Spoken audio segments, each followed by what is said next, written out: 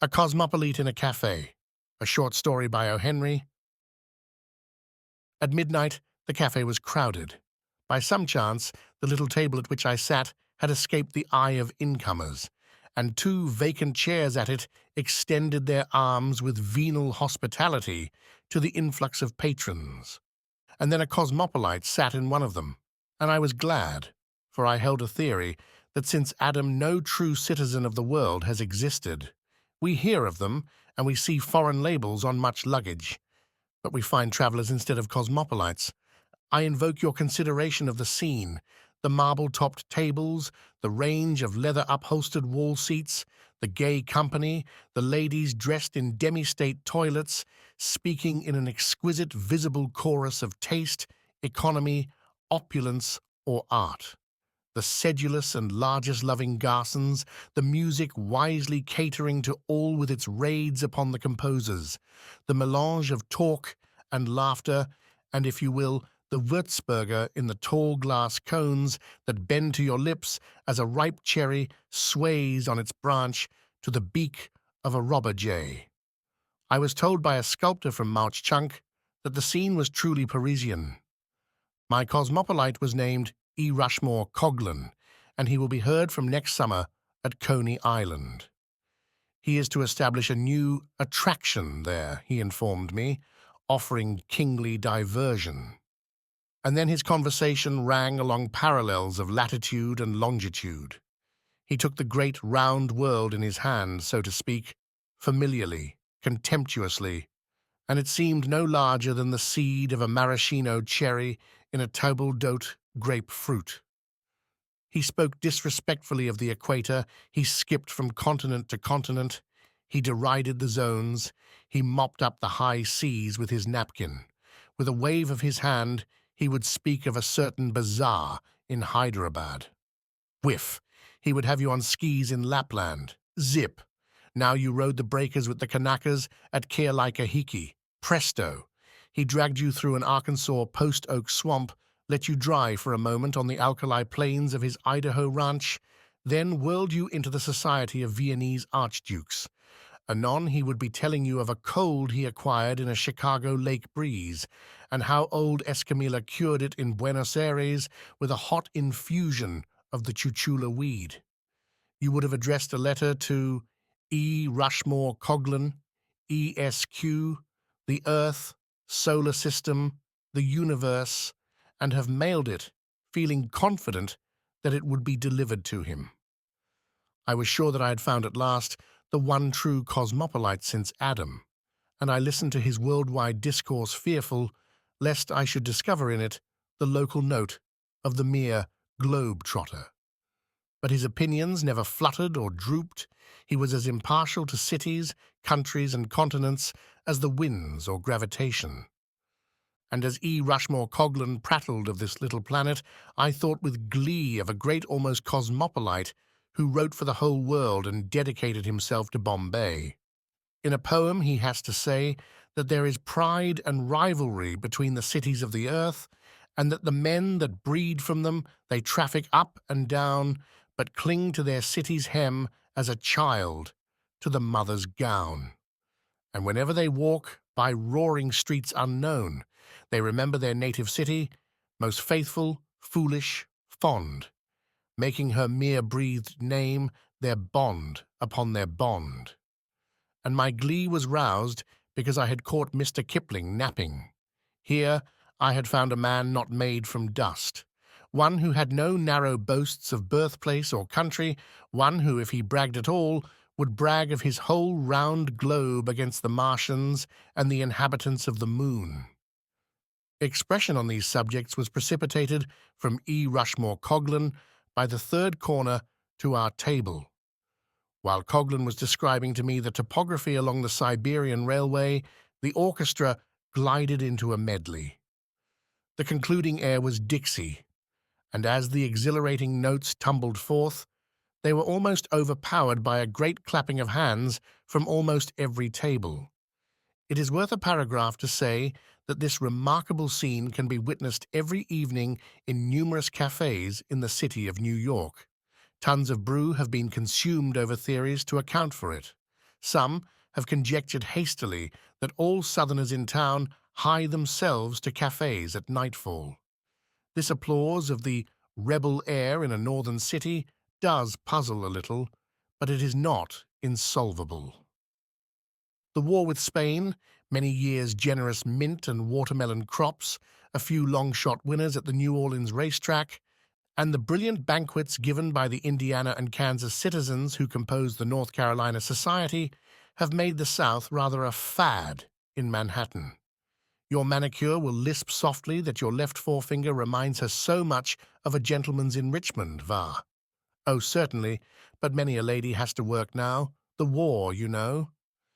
When Dixie was being played, a dark-haired young man sprang up from somewhere with a Mosby gorilla yell and waved frantically his soft-brimmed hat.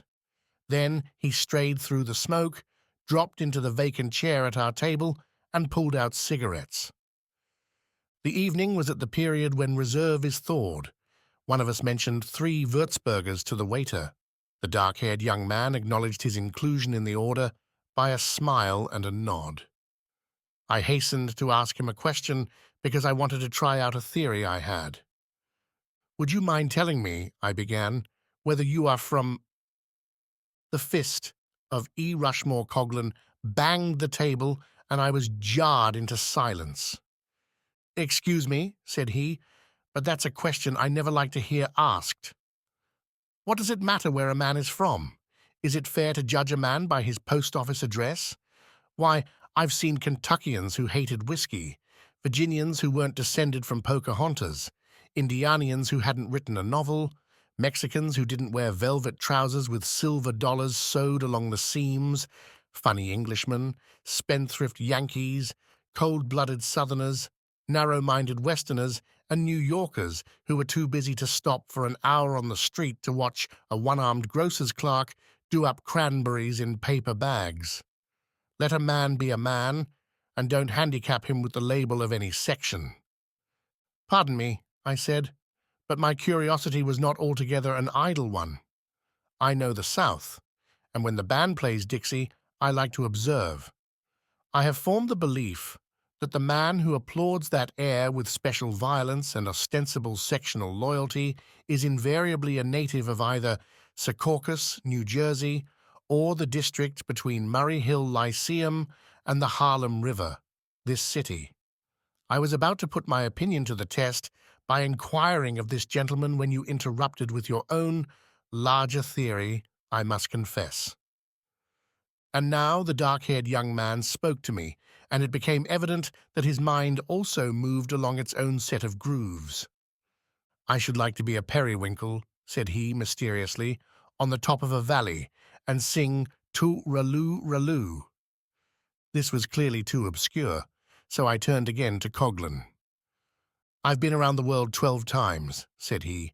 "I know an Eskimo in Upernavik who sends to Cincinnati for his neckties, and I saw a goat herder in Uruguay who won a prize in a Battle Creek breakfast food puzzle competition. I pay rent on a room in Cairo, Egypt, and another in Yokohama all the year around. I've got slippers waiting for me in a tea house in Shanghai, and I don't have to tell 'em how to cook my eggs in Rio de Janeiro or Seattle. It's a mighty little old world.